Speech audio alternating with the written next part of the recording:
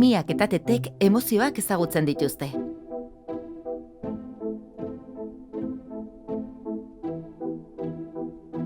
Liburu honetan Mia ezagutuko duzu. Miaren bizimodua bere adineko edozein neskatoren oso antzekoa da. Gogoko du arratsaldetan parkera joatea, lagunekin jolastea eta dinosaurioei buruzko pelikulak ikustea. Baina zerbaitek ezberdin egiten du. Izan ere, Mia imaginatzea izugarri gustatzen zaion neska bata. Horrela jaio zen Tete, bere ametsezko laguna. Berarekin, Mia seguru sentitzen da. Badaki Teterengan konfiantza izan dezakeela eta edozer gauza konta diezaiokeela, hark beti entzuten baitu. Gainera aholku oso onak ematen ditu. Noiz bat Miarekin topatzen bazara eta distraituta ikusten baduzu, Teterekin hitz egiten ari delako da. Haren ondoan, Mia bere zati oso garrantzitsua ezagutzen joango da. Bere emozioak. Eta ikasiko du horiek kontrolatzeak bere burua onartzera eta pertsona bezala haztera eramango duela. Lehen eskola eguneko goizean, Mia etzen ondo sentitzen. Gau hartan, etzen lo egiteko gai izan. Zerbaitek atsekabetzen zuen. Tetek lagundu izango ziola bazekienez, zer gertatzen zitzaion kontatzea erabaki zuen. Beldurra ematen dit eskolara joateak, Tete, zergatik ezin dut etxean geratu. Badakizu zer gertatzen den beldurrekin, Mia? Bada, partekatzen dituzunean, desagertu egiten direla. Esaitazu zergatik zauden hain iztututa. Elkarrekin egingo diegu aurre zure beldurrei. Ziur gero, asko hobeto sentituko zarela. Tetek arrazoi zuen. Gertatzen zitzaionaren berri eman ondoren, Mia askoz ere seguruago sentitzen hasi zen. Baina, gurasoekin eskolako sarrerara iritsi zenean, beste emozio bat aurkitu zuen. Agur esateko ordua iritsi zen, eta Miak tristura handia sentitu zuen. Tete, lagundu iezadazu, negar egiteko gogo handia du. Orduan, zergatik ez duzu negar egiten? Ez sinestu jendeak esaten duen ezer. Negar egiteak eitzaitu ahultzen, alderantziz. Indarrak hartzera bultzatzen zaitu, barrena usten laguntzen dizu. Eta gero, sendatu egiten zaitu. Negar egiteak ez du ezer txarrik. Eta horregatik, negar egiteko gogoa duzun bakoitzean, maite duzu norbait besarkatu eta negarriz hasi behar duzu. Beste behin, Tetek asmatu zuen.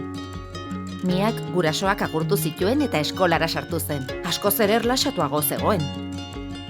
Han, Claudia ezagutu zuen, irakaslea, eta hark ere dinosauroak atsegin zituen. Norbaitek badaki dinosaurio hau nola deitzen den? Galdetu zuen Claudiak, argazki bat erakutsiaz. Tete, nik badakit hori. Ahopean esan zuen Miak. Baina lotxe ematen dit esateak, eta hanka sartzen badut? Hanka sartzea ere, ez da txarra, Mia. Ikasteko aukera bat da, eta zenbat eta gehiago ikasi, handiagoa izango zara. Esaiozu andereñoari, mugi, ez geratu gogoarekin. Diplodokusa. Miak dinosauru hori diplodokusa zela oihukatu zuenean, irakaslea erabat harrituta geratu zen. Miak zuzen erantzun zuen, baina bazekien okerregon izan balitz ere, ez zuela gaizki sentitzeko arrazoirik izango. Egia esan oso harro sentitzen zen, esku altxatzera ausartu zen bakarra izan baitzen. Ikusi duzu hori, Tete, ondo esan dut. Oso ondo, Mia. Azkenean, arrazoia nuen, akatsak egitera arriskatu behar dugu. Bestela, ez dugu inoiz asmatuko. Orduan, jolas ordua iritsi zen. Mia patiora irten zen Elena izeneko neskatxa bati eskutik helduta. Zerbait oso berezia gertatu zitzaion. Tete, lagun berri bat egin dut.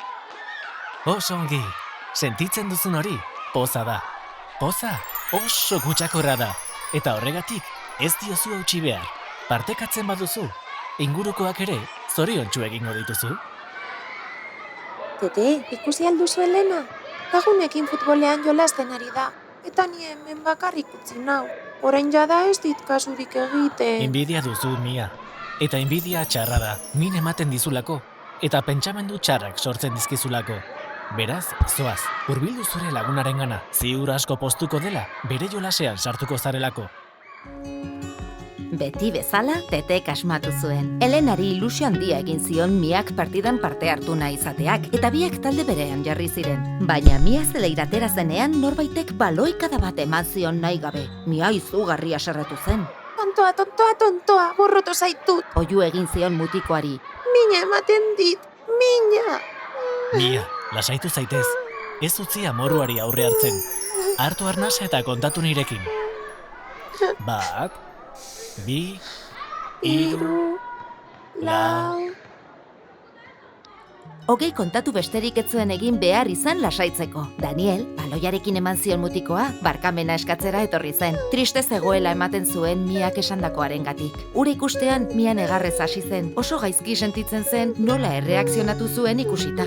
Sentitzen duzun hori, errua da, badakizu? Esan zion Tetek. Eta errua ez da txarra, baldin eta berarekin zer egin badakizu. Barkamena eskatzen duzunean, desagertu egiten da. Saia zaitez, ikusiko duzu, arrazoia dudala. Teteren aholkuari esker, Miak beste lagun bat egin zuen. Daniel eta Elenarekin egon zen goizean geratzen zen denboran. Etxera joateko ordua iritsi zenean, oso pozik zegoen. Gurasoak bere bila etorri ziren eta zer modu ibili zen galdetu zioten. Oso ondo, Erantzun zien. eskolara itzultzeko irrikaz nago. Lehen egunean soilik, lagun berriak egiteaz gain, Miak emozio ugari ezagutu zituen. Emozioak ezagutzen ikasi zuen, izena jartzen, eta ez zirela txarrak ikusi zuen. Beti ere haiekin zer egin jakinez gero. Beldurra, tristura, lotxa, harrotasuna, poza, inbidia, amorrua, errua. Mia bere etxera iritsi zenean, korrika joan zen bere gelara jolastera. Jauzika ibiltzeko eta dantzan egiteko gogo bizia zuen. Hain pozik nago, Tete. Esan zion bere ametsezko lagunari. Dena zuri esker da, zuk egiten nauzu zoriontzu. Baina Tetek ezetz esan zion buruarekin. Oker zaude. Erantzun zion. Ni naiz, zoriontsu egiten zaituena. Mia oso harrituta geratu zen. Orduan zein da, ez dut ulertzen. Tetek irribarre egin zuen, eskutik heldu eta ispiluraino eraman zuen. Han, Miak bere burua ikusi ahal izan zuen kristalean zehar. Haren islak ere irribarre egiten zuen, haren lagunarenak bezala. Munduan pertsona bakarra dago beti, gertatzen dena, gertatzen dela ere, zu zoriontsu egiteko ahalmena izango duena. Pertsona hori, zu zara, Mia. Entzun zion Teteri. Asko maite, eta ongi zaindu zure burua. Inork ezingo du, zuk baina hobeto egin. Nire familiari, mesedez, ez eskatu negar egiteari uzteko triste nagoenean. Nirekin hitz egin gauetan beldurra sentitzen badut. Ez esan ez dudala lotza sentitu behar. Ez herrieta egin ezbenka inbidia izateagatik. Utzi zapuzten gauzak ondo ateratzen ez zaizkidanean. Utzi poza ezagutzen eta inguruekin partekatzen. Ez erakutsi nire emozioak zapaltzen. Denak nire parte baitira. Eta horiek ezagutzeak nire burua ezagutzen lagunduko dit. Liburu hau irakurtzean emozioak ez direla txarrak ikasi dut. Ez da azerrea edo amorrua ere. Batzuetan, hain erreakzio txarra izatera eramaten banau ere. Eta ez da tristura edota inbidia ere. Trikimailua horiek identifikatzen eta kudeatzen jakitea da. Horretarako, zuen laguntza behar dut. Badakit asko maiten nauzuela eta dena nire alde eta nire onerako egiten duzuela. Beraz, mesedez eskatzen dizuet. Utzi dazue sentitzen eta senti ezazue nirekin.